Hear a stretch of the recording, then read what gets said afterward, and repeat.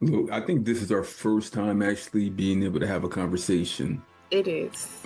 I know I've had you included in my Diabetes Looks Like Who campaign. I don't know what year that was. Was it this past year or the year before? I think it was the year before. Okay, okay. I'm like, I know I've done, I think, 4 of them now. I'm retired from that. If you want to take on that ball and roll with it, I'm trying to remember some things about you.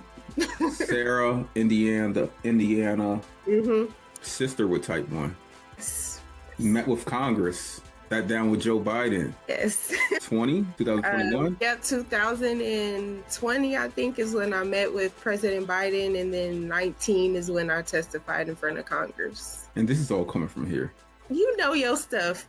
My biggest challenge was always like, how do you pronounce her name? But I'm like, it's Sarah, right? Yes, it's Sarah. Okay. Yes, that seems to be the biggest. I don't know. My daddy threw that apostrophe in there, and people been confused ever since. Look, a bunch of 90s babies got apostrophes. Yes, just random. I don't even think the parents knew grammatically what they're actually for. It just looked cute.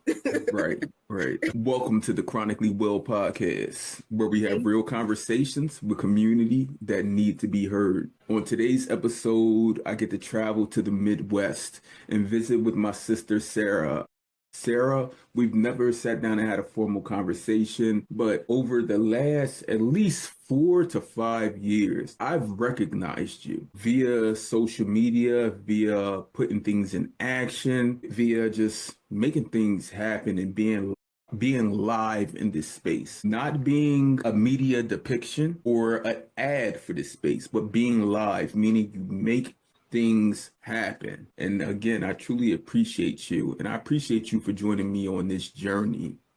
Could you please give our audience a summary of who you are? Yes. Well, first, I'd like to say thank you for having me. I do find it to be a great honor and pleasure to be sitting and chatting with you finally after some time. Just a summary about me: I've lived with type 1 diabetes since I was 5 years old. So let's see, this year I believe it'll be 25 years. Me and my family, we've faced a lot of different adversity. My mom, she grew up with her older sister who had type 1 diabetes and passed away from complications of it. I also, as you mentioned, I have a younger sister, my baby sister, who's also type 1 diabetic. And she's really the one who has fueled my fire for advocacy on the hush a little bit here the last year. So I just recently became a mom. So, but my sister definitely, I don't know. That is one strong sister, I will say. She has been through a lot, and, we just go through everything together. Right. As siblings should. I mean, who better to teach or to help? Because Right. no one on this earth is truly genetically, when we talk about DNA, as close to you as a sibling. Yes. And that's my baby sister, so I don't really do too much Right. playing about her. I was about to say, you don't play about her. No. I'm going to write this up here for a title possibly. Right. I have a younger brother. He's 3 years younger than me. Mhm. And he knows, like, no matter what, I'm there for him. And no matter what, he's there for me. Like, Yeah. we have 2 other siblings and we're close as well, but our connection, It's something, yeah. yeah. That's so funny because my sister and I, we're also 3 years apart, and we have an older brother that we grew up with, and then we have a couple other siblings. But it's just like me and her, we're like this, like Yep. from the tube to the womb, AC and Ducey. literally. That's how it's supposed to be. When I first noticed you via social media, it was because of your advocacy, but also you started an organization. Hold on. Yes. Skip Joy? Yes, Skip Joy. Oh, So yes, I was really just trying to figure out the whole advocacy thing and like utilizing social media platforms. Also, like I was getting a lot of attention for my diabetes advocacy, so I started Skip Joy The name, by the way, is a mixture of my last name, which is Skipper, and then my aunt who passed away from complications of type 1, her name was Joy. So I just put the two together and just really, created that space for people to just embrace their journey, whatever they're going through, and just, kind of encourage people to choose joy. The world didn't give it to you, and the world can't take it away. And it's amazing how many people have been impacted by that. Right. And you can't skip joy. Right. It's with you. It's with you. It's a given. We should lead with love. Yes. So I did say one title, but your title definitely is going to be called Skip Joy. That's your brand. That's you. That's who you are. And yeah, truly appreciative of that. Before I got on the call with you today, I was messaging a friend from Uganda, a young lady I think she's in her mid to late 20s in Uganda. She does everything she can to make sure people have access to insulin in Uganda. And she was like, she had asked me when could I get on a call with her or whatever. And I said, I will as soon as I can. As soon as we were talking about access to insulin in Uganda, and I was like, in my head, I'm like, this must be like a prequel to the conversation I'm about to have with Sarah, because I'm sure like most people we know about the insulin crisis here in front of us, but in places that are considered third world countries like Uganda, like it's crazy. It's crazy. They're actually like right now they're going back to a mixed insulin, 70-30. Yeah. Wow. And is that because there's like no access to just like the regular, like, there's no access. There's the closest insulin manufacturer that they can get insulin from is in India. That don't sound close to Uganda. So, exactly. They used to get it from, somewhere in South Africa. Okay. But it's no longer happening. Like she was telling me, she was like, yeah, I'm out of this insulin. That's why you haven't heard from me. I've been struggling to get insulin over the last few weeks. And I'm like, so I was like, thanks for telling me. Starting today, I said, I'm creating a call for action. And I'm reaching out to everyone I know and telling them, send me all the insulin you have so I can get it. Rightfully so. I was just about to ask, well, how can we support? I know I'm struggling, but I always think of, there's somebody in a much more worse and scarier situation. So if there's any way to support or help, I will go and look and see what I got. We got this. No one goes without insulin on my watch. I don't care where you are in this world. Yeah. We're going to get you insulin. We're going to figure it out. Right. And I think that's one thing I can honestly say about the diabetes online community, whether it's in a melanated space or non-melanated space, whatever the case may be, like there is unity in the community.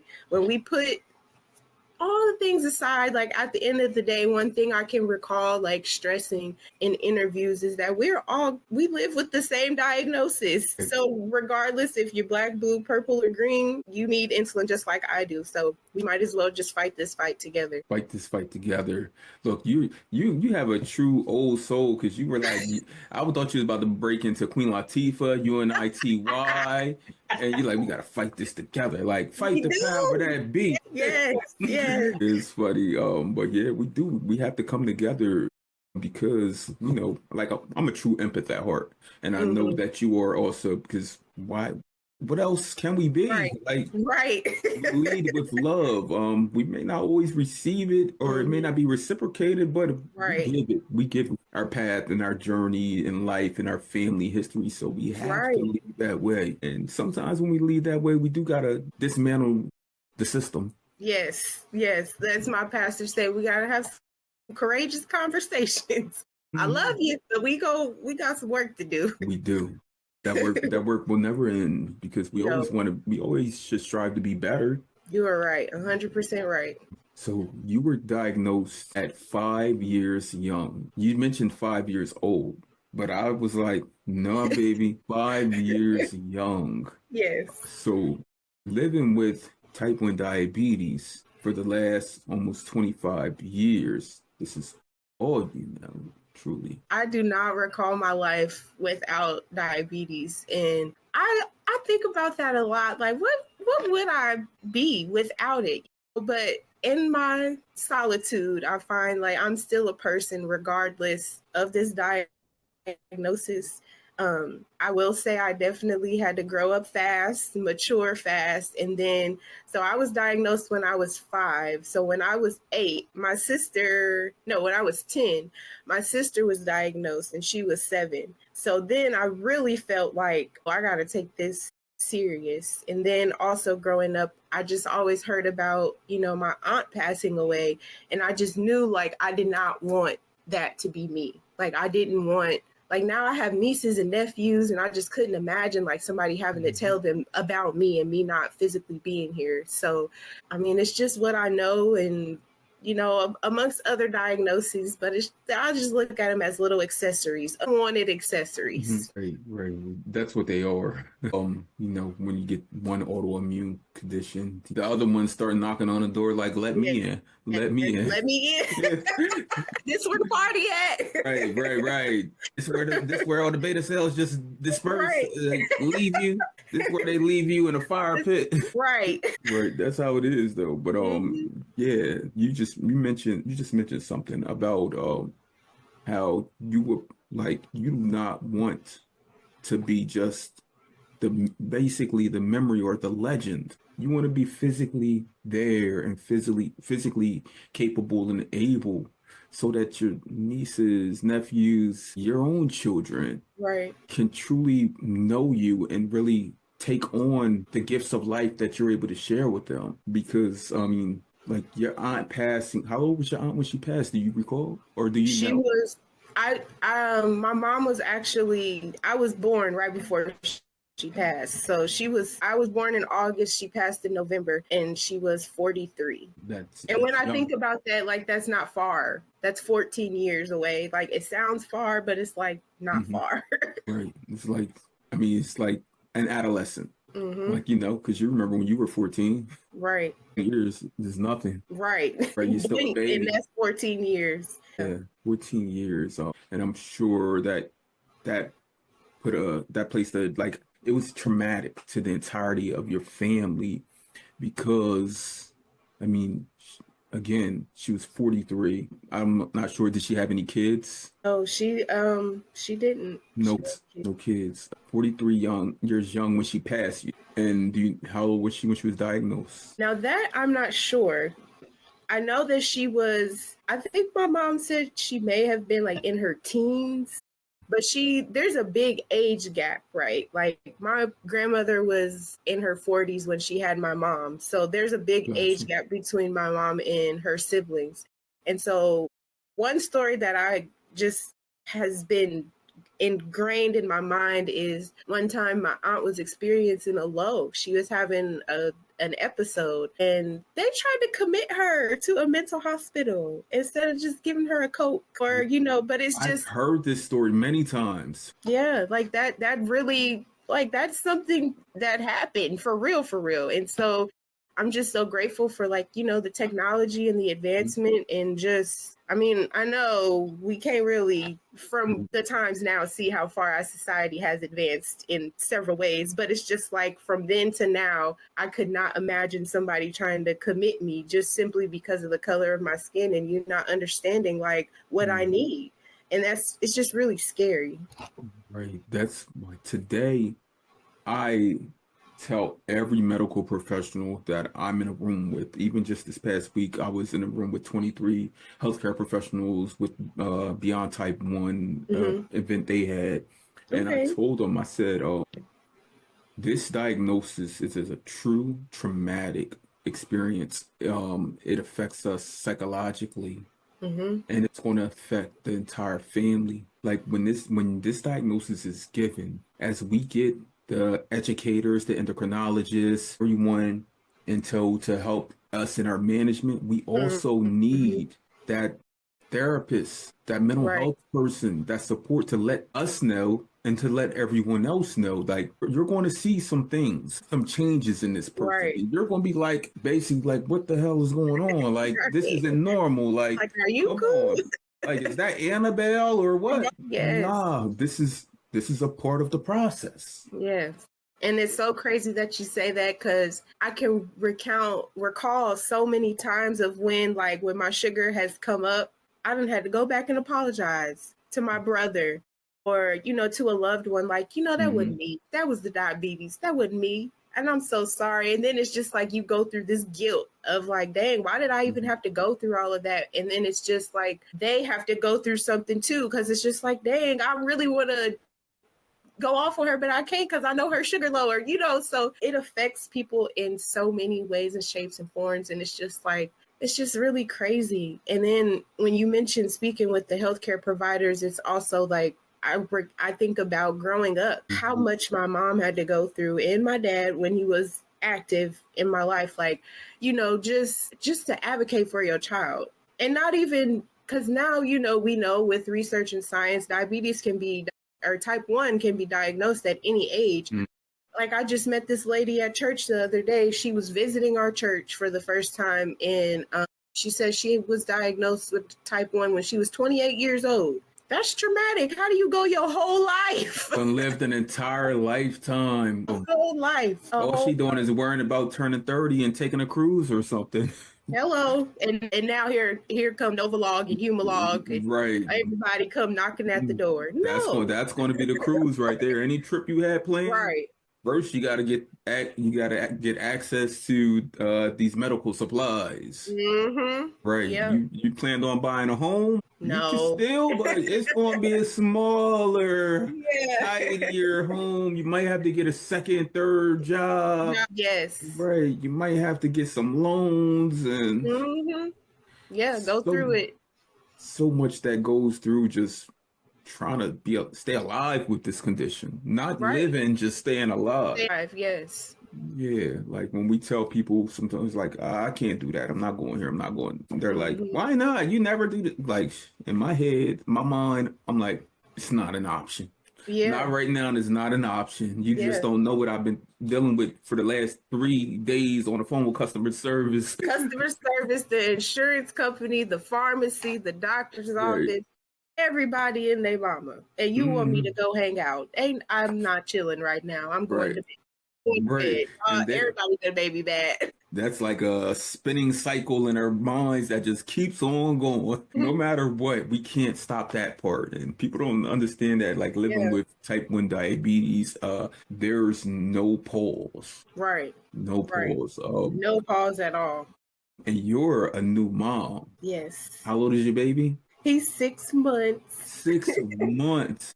I knew he was under a year, but I didn't know it was that, like, 6 months, moving and grooving. Right. The greatest gift of life. Yes. A blessing for sure. Yes. A blessing.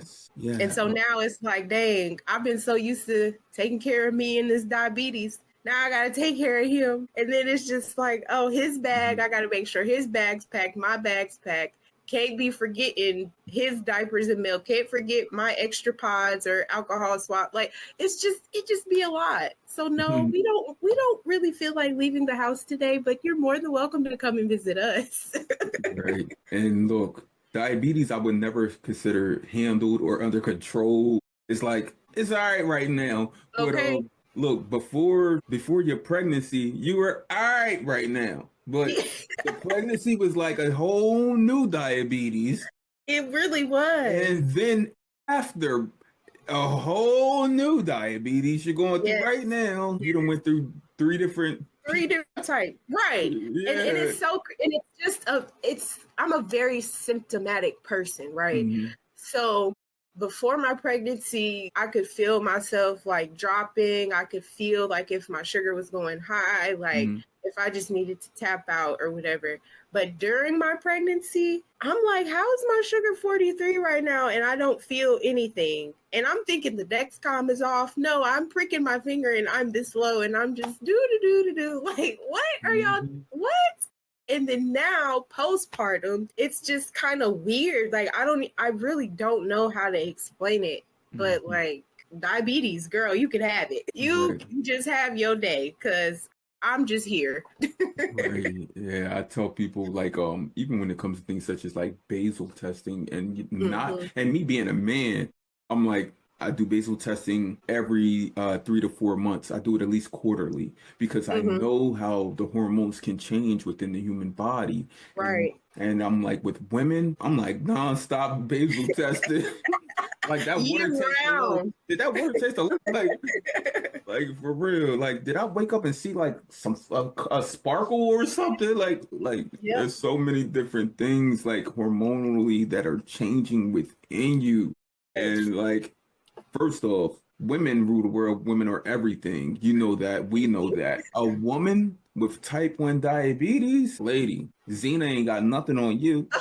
Look, Okay. woman, look, a woman of color with type 1 diabetes and an infant. God, if you need somebody to ride with you, be the gates. And look, if you need somebody that's going to, you know, Look, I volunteer as yep, tribute look, she because got I you. feel like, look, and it feels She just like got that. you. It feels just Yes. like that. Like, but you know, then it's just like on the other hand, I can't do too much complaining because of my support system. My son's father, I mean, I couldn't ask for a better father for my child because my birth was just, of course, like it wouldn't be me if it didn't go as expected. Let's talk about it. So I was supposed to be induced, get to the hospital. Of course, I'm starting to labor on my own, so they Mhm. don't have to induce me. So I started to dilate, and I'm still kind of frolicking, and oh, this is so beautiful. And okay, well, now I'm 7 centimeters dilated, and I need an epidural. Okay, so then we go through the motions of that. Now, before I got to 7 centimeters, there was a point where my sugar had dropped or something, and the doctor who was on call, she was like, "Well, let's just check in again in an hour." And I really couldn't speak up for myself because I'm about to have a baby and my body's going through a lot. And the nurse and my child's father was just like, "Yeah, no, we need some orange juice right now." Brian was like, "Right now. We're not waiting an hour." And the nurse, thank God for her too, she was like, "No, we're not waiting another hour." And I had to finally say, like, Dr. So-and-so, I am feeling very symptomatic. And she responded, "Well, I didn't want you to, treat your sugar because of somebody else, because we have other people in the room and I didn't want them to influence." And I'm just like, "Are you crazy? What are you saying, girl? Give me some juice." This is about me and my baby right Like, now. what are you talking about? And so he put that dad voice on real quick. He was Uh, like, "Yeah, nah, we need some juice right now." And right. got the juice, and 15, 20 minutes later, we were Look, cooking with gas. look, Barry White was like, Ramon. Okay, heavy on the berry. Look, and that's But I what it. say all that to say, I ended up pushing for 2 hours and having to have an emergency C-section. And I couldn't do anything for my child. Like, once he got here, I was shaking uncontrollably.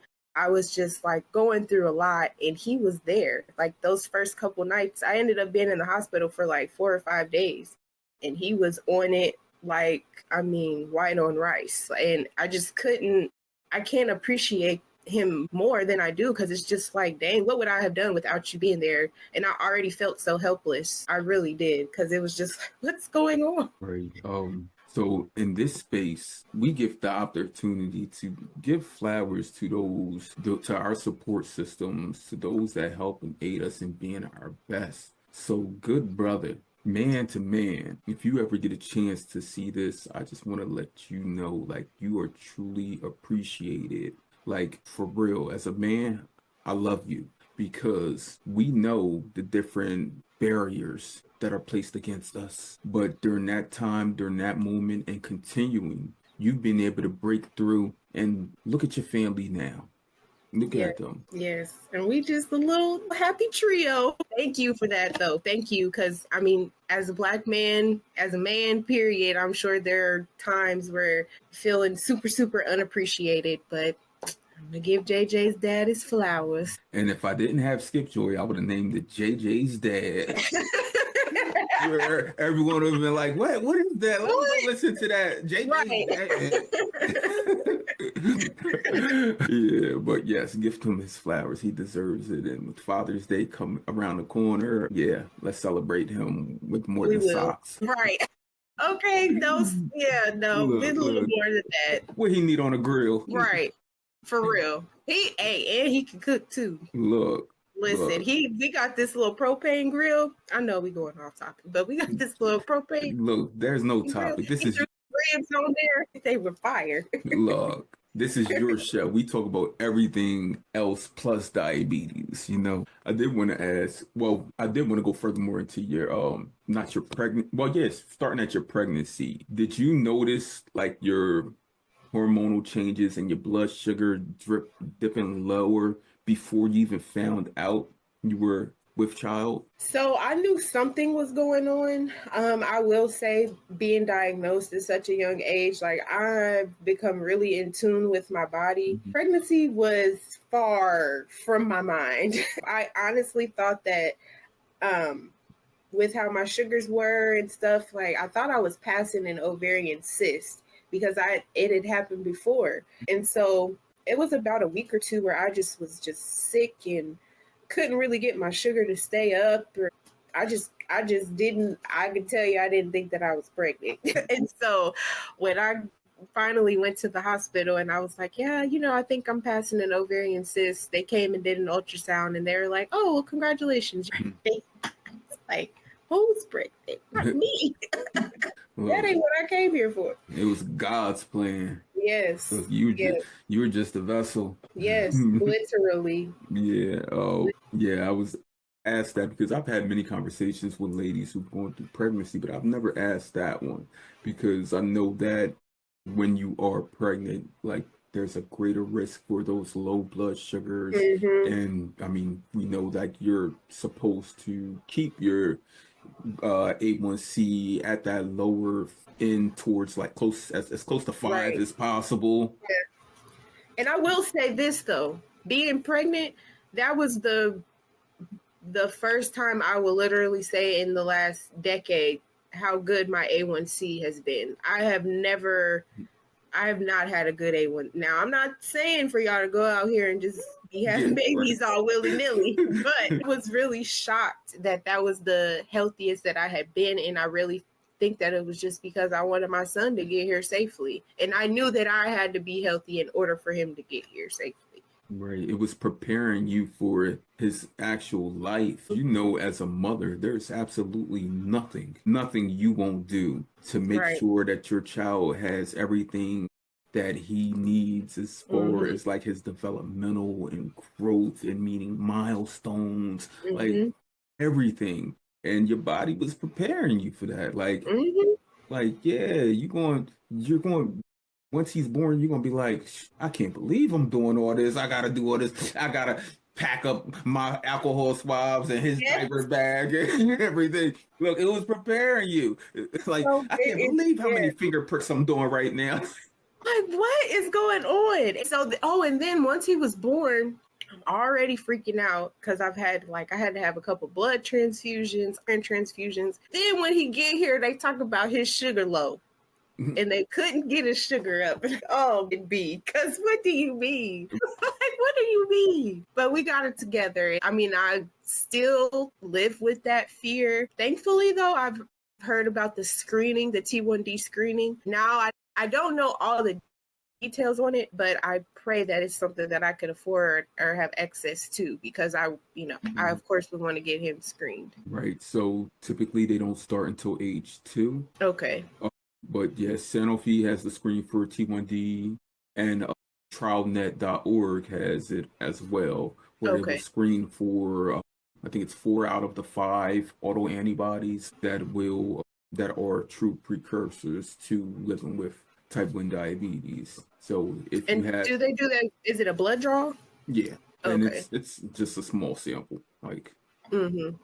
like not even a full tube. Okay. Yeah, so yeah, they offer those screenings, and again, they will let you know which autoantibodies. If you have one autoantibody, it is highly recommended that you get tested again, I think within 2 years. Okay. But if you have 2 antibodies, it's nearing 100% chance that you will develop type 1. They just can't tell you when. Right. But Like, it lets you know, like, yeah, it might happen. More mhm. than likely. Right, right. Wow. And might I say, you're the first person that was diagnosed at pre-teen years that has said to me, that has spoken about getting screened. Like it's Mm-hmm. almost like, yeah, I'm definitely gonna get my baby screened. Right.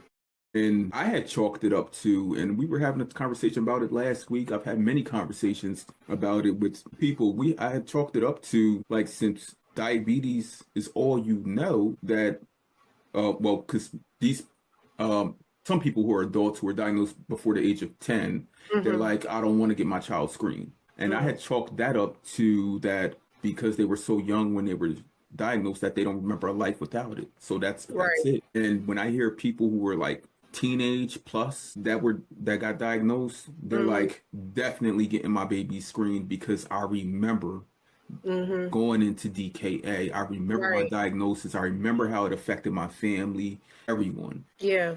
Yes, yeah, you're the And first and I person. wonder if my mom, like, I mean, I'm sure if they was available back then, like that may be something that she would have done, considering the both of us. Like, Yes. well, my brother, ain't nothing wrong with him. He just needs glasses. But even still, considering, like, I feel that maybe if that was something that would have been made available, maybe she would have been able to prepare herself. It's just you just never know. But it's just like you said, those people, they know how it affects or affected their family. Like like I vividly remember seeing my parents, and my brother I would always ask where he was at, but he would just be home because he couldn't see me like that.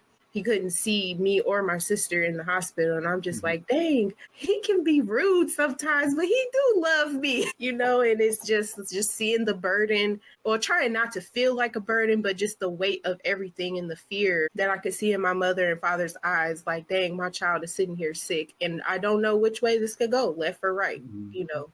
But yeah, Yeah, it's better to know, I would say, definitely. because you don't want anyone popping up with DKA. Like, they wouldn't know It's what to scary. do. It's Yeah. scary. And as adults, we really know that today. Like, we've lived through teen years and young adult years with diabetes. And Right. one little thing could just change it all. Yeah, definitely. So I'm saying that y'all should have a screen for T1D party, like the entire family.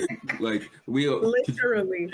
you can actually get the kits shipped to you, and you can do Oh, it at home. But then you have to send them away, and they'll okay. call you and let you know, like, and they'll send a copy back, and they'll send it via email and let you know, like, if you have any auto antibodies. Okay. Well, honestly, that is something that we really should all consider, because now we all have children. Like my sister, she has the oldest grandchild. He's 4. So Mhm. he would be of age for the screening. And then my brother can't have nothing. My brother, his daughter is a week younger than my son. So Gotcha. Look, gotta share. everything. Right. Look, even get him screened. Get your brother screened. Like, Yeah, because we that's know it true can happen too. at any age. Mm-hmm.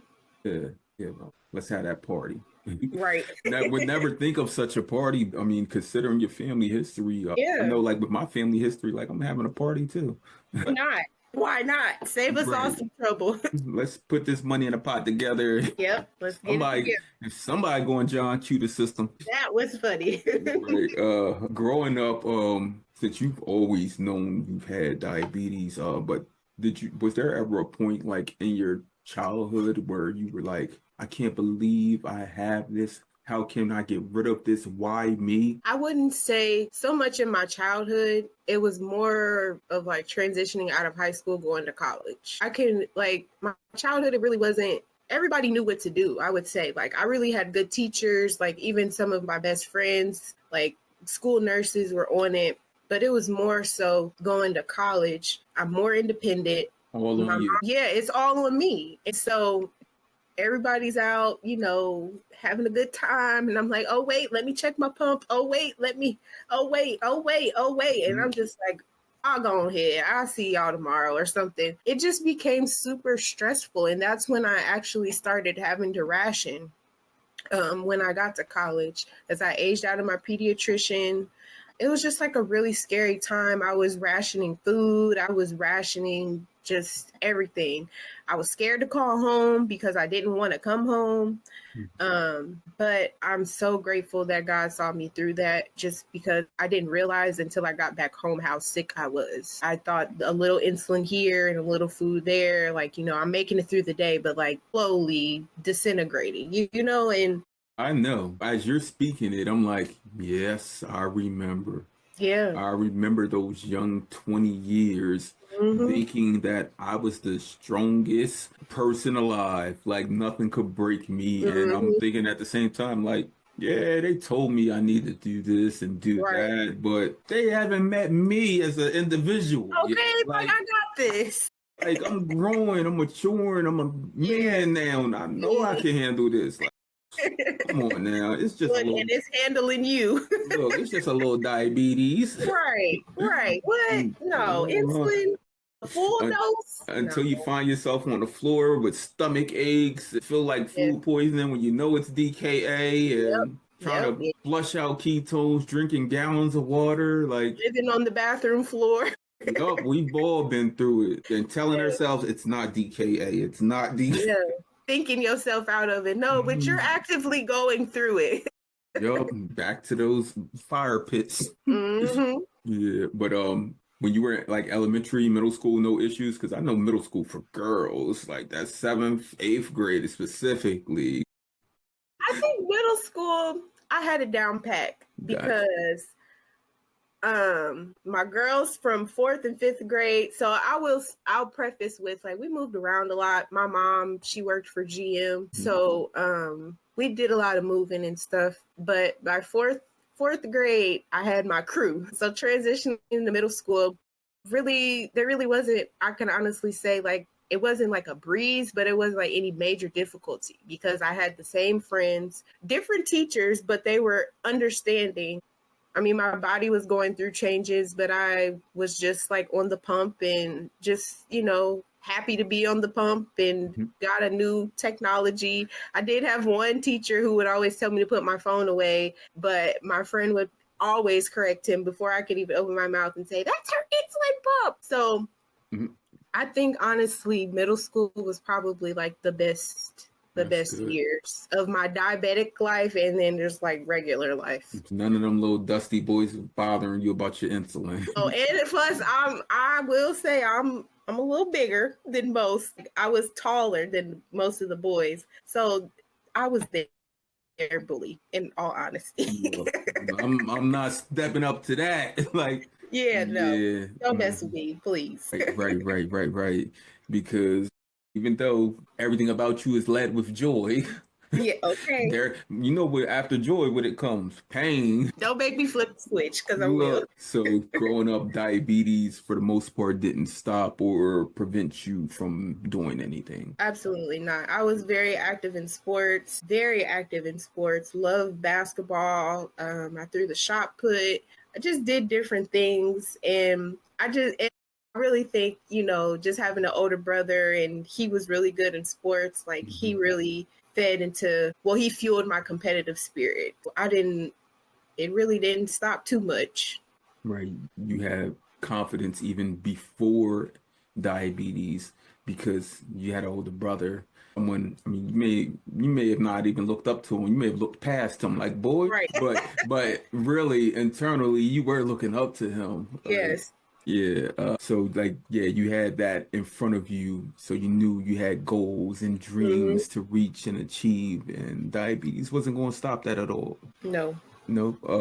You mentioned in middle school getting the pump. The pump. When I hear people say the pump, I already know what the pump is, but it's like people who don't know about pumps, they're like, yeah, I can't wait to get the pump. They say it today. Tell me a little bit about that Medtronic. You know exactly which one it was. What was it, the Animus? Yeah. No, wait, that was my second one. Okay. The first one I had, it was Medtronic, but it was purple. It was a deep purple. And purple's my favorite color, so I just thought, shoot, y'all can have y'all phones, but y'all ain't got this right here. Right. But one thing I will say, it was them dang on site changes that the sound of the site, like, I don't know, it was just little things that were kind of like anxiety inducing. But once I got the hang of it, I got the hang of it, because I can remember the needle for the site. It wasn't like a little butterfly. It was pretty, because it was pretty long.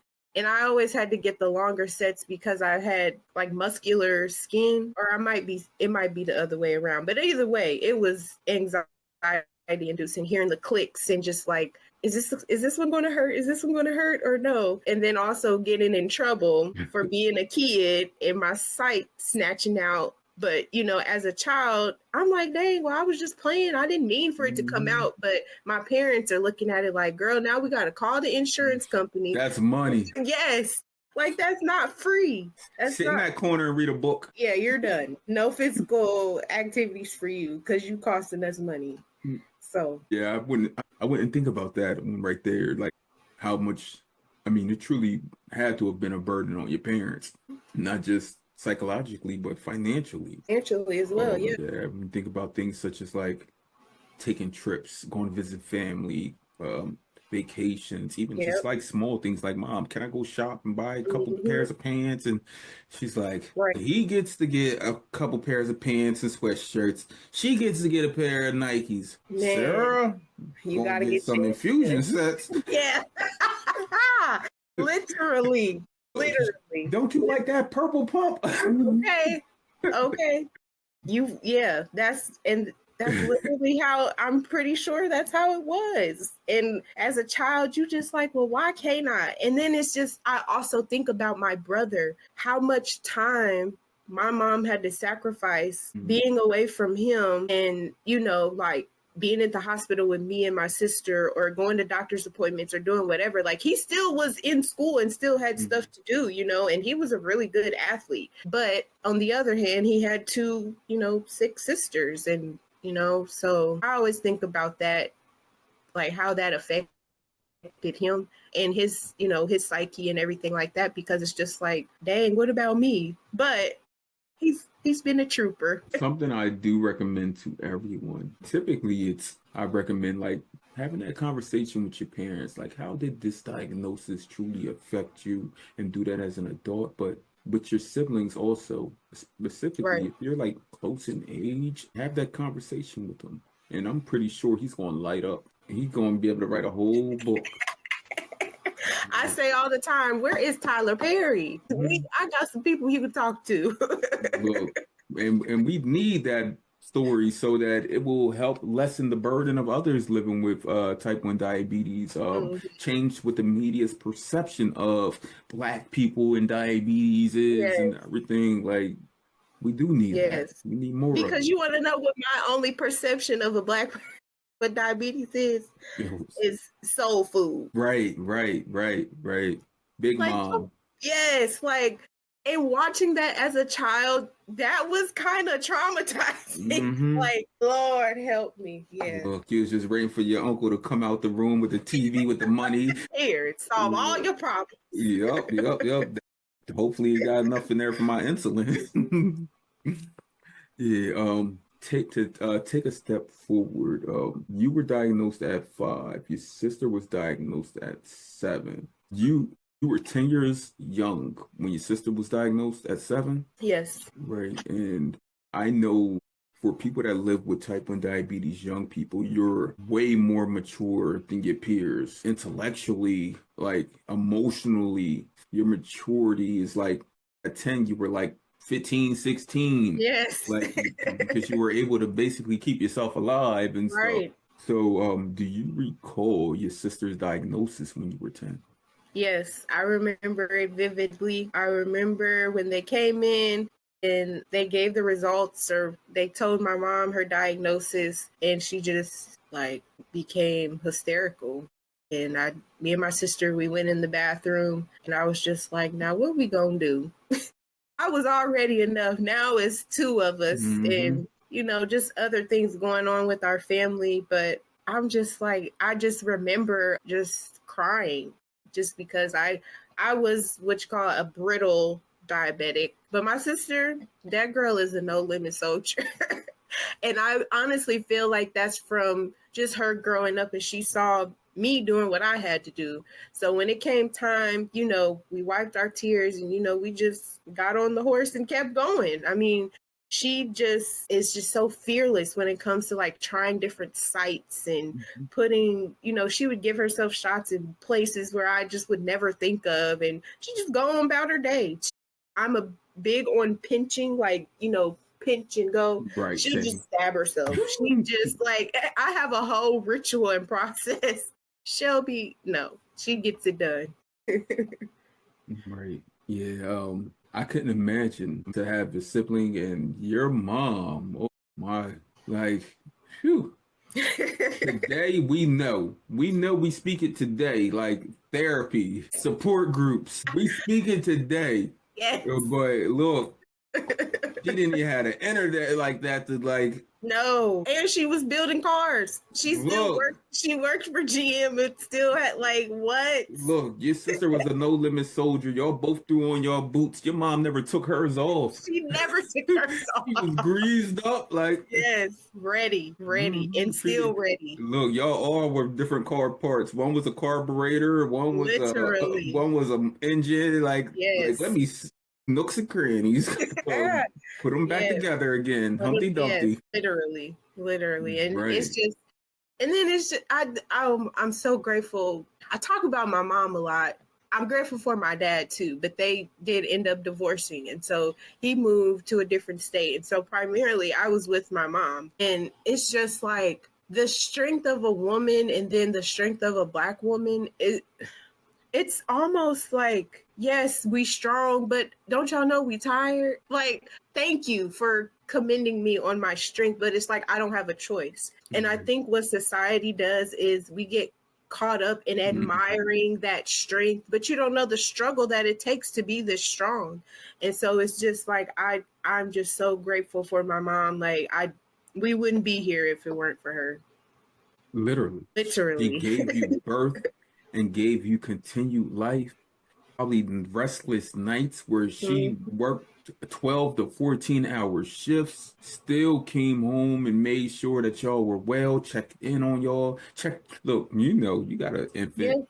Check your breathing. Yes. I remember those, like walking in my kid's room, checking her breathing, like, oh yeah, you good, baby. Like, all right. Yes. Yeah, she countless nights. Like it's so funny now because we all just recently moved and she got some new furniture. And I'm like, dang, I was just so happy. Just little things like that. Like, dang, you probably been waiting a long time to get something new. And then now we all done had kids and we about to tear it right back up. Right. But you enjoyed it for a second. Like like the small joys of life. Like, right. She made sure I'm sure she made sure that she was okay. May have not always been at her best, but she was okay. And a part of that was making sure, like, as long as her babies were good, as long as I was able to eliminate the risk of this burden on them and they're living well. And also, she had something else in her as well. She had her big sister. Right. She had another motivator and drives. Like, I know you're spiritually inclined. Yes. That tells me that you come from a family that's spiritually inclined. Right. So that she had those conversations with Big Sister, with God, and let them know, like, I know what I'm having these struggles. I know my babies are going through this, but I know y'all got my back. I know y'all got me. Y'all keeping your arms wrapped around me, and we gonna make this happen. So your mom she does deserve a rest. Like, sleeping beauty type, like take a nap, like, Mom, take a nap. And she's like, what? Like, Mom, let's go on a trip. Let's go shopping. Mom, take a nap. I tell her all the time, do not just go do something. We got it. You have equipped us with what we needed to be okay. Because you just never know when the next big thing is going to happen. So please enjoy while there is some downtime. Right. Knock on some wood. Look, fingers crossed, toes crossed. Yes. Literally, everybody, everything crossed. Eyes crossed. Like, we do often see the Black woman and you hear, like, what Black woman is proud, is like There's nothing that can break them. They're built tough as iron. You see their struggles, like everything, but they still come like got multiple kids on their back and Right. going to the school meetings, doing everything.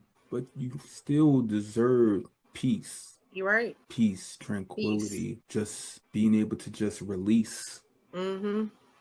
Because she's Seriously. still a person. We're still people. At the end of the day, we're still people. Now, you're talking about how your mom deserves that. Sarah, are you getting your piece? Huh? Look, this is your piece right here, right? Yes. Yes. So I'm Look, trying. I'm try. trying. It's an adjustment, but I'm trying. You got it. I got, yeah. And it's just like I've been through so much. Like he ain't bring me this far to not keep bringing me through. So I just keep on trucking.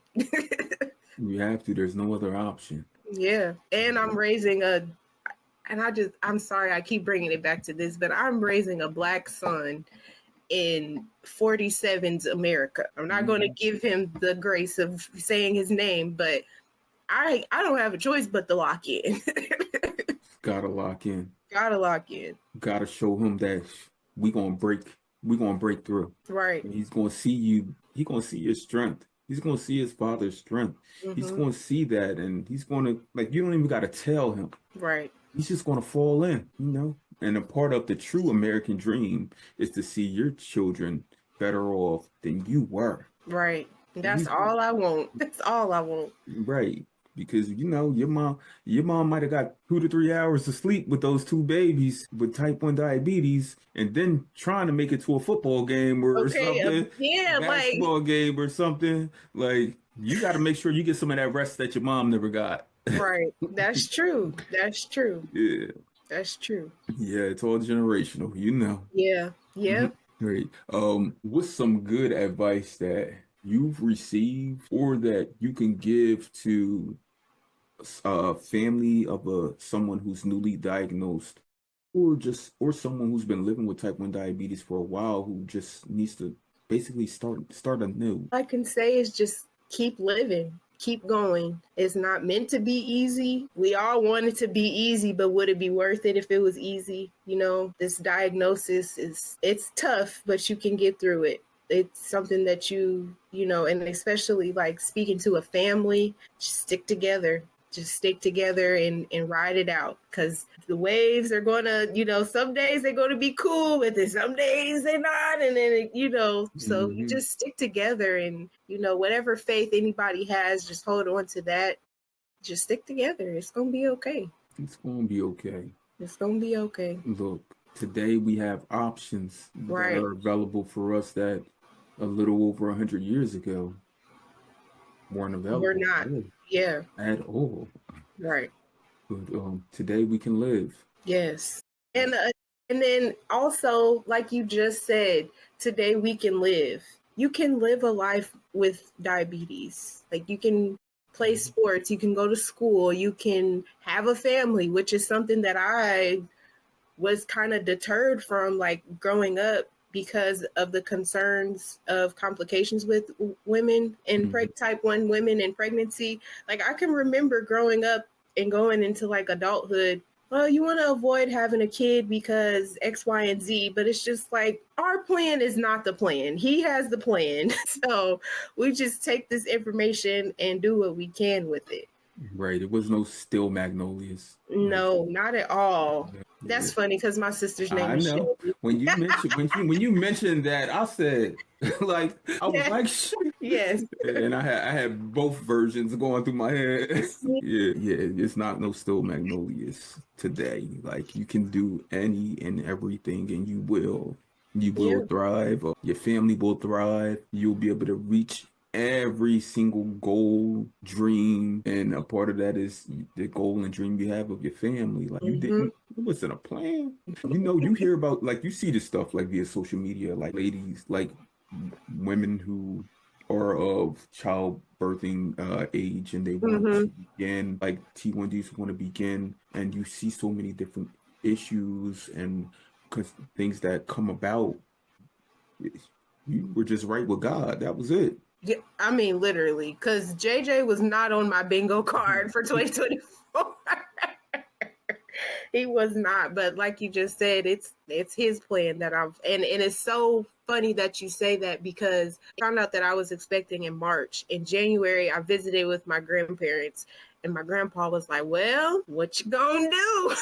And I said, well, I mean, if the Lord wants me to be somebody's mom, then that's what's going to happen. But trust, I'm not rushing it. And then a month and a half later, here he is. So you can have a plan, but there's a plan already in place for you. Right.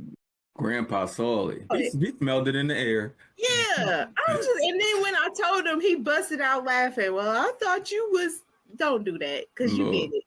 Spoken into existence. Yeah. He's like, I'm going to get that grandbaby soon. Okay. Was that great grandbaby? Mm-hmm. Yeah, he's like, I'm getting somebody going. So as we do wind down and wrap up, is there anything that we did not cover that you would like to cover in this space?